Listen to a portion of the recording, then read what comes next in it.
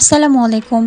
Killing machine খেতেও বাংলাদেশের সবচেয়ে ভয়ঙ্কর সেলিব্রিটি রাসেলস ভাইপার নিয়ে আজকে কথা বলবো। রাসেলস ভাইপার অত্যন্ত ক্ষিপ্ত গতিতে ছবল দিতে পারে।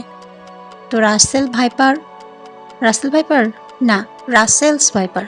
রাসেলস ভাইপার যদি ছবল দেয় তাহলে কিন্তু ভয় পাওয়ার কোনো কারণ নেই, কারণ রাসেলস ভাইপার ছবল দেওয়ার ৭২ ঘন্টার মধ্যে যদি আপনাকে অ্যান্টিভেনম প্রয়োগ করা হয় তাহলে আপনি সম্পূর্ণ সুস্থ হয়ে যেতে পারবেন।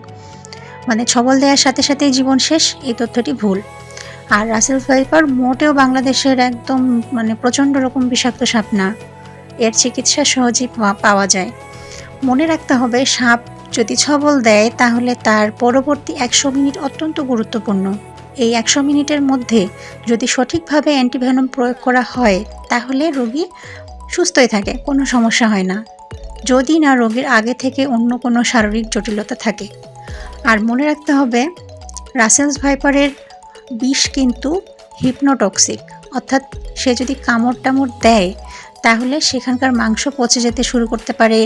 আবার এর বিষক্রিয়া যদি সারা শরীরে ছড়িয়ে পড়ে তখন কি হবে, তখন শরীরে যে পার্টসগুলো আছে, ফুসফুস, কিডনি, এগুলো আস্তে আস্তে ড্যামেজ হয়ে যেতে পারে। রাসেলস ভাইপার অত্যন্ত অলস প্রকৃতির সাপ, মানুষ দেখে সে সাধারণত ভয়ে দৌড় দেয় না। তো এর জন্য মানুষকেই সাবধানে থাকতে হয়। ঝোপঝাড়যুক্ত শুষ্ক জায়গাতেও কিন্তু রাসেলস ভাইপার থাকে, তো তাকে খুব সাবধানে পাশ কাটিয়ে চলে যেতে হবে।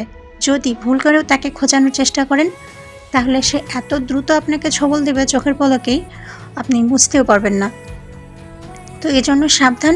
আজকাল বাংলাদেশের বিভিন্ন জেলায় পাওয়া যাচ্ছে রাসেলস ভাইপার, তাই সবাই যে যেখানে থাকি সাবধানে থাকি, একটু চোখ কান খোলা রেখে থাকি। আর যদি আক্রমণের শিকারও হই তাহলে ভয় না পেয়ে দ্রুত হাসপাতালে চলে যাই।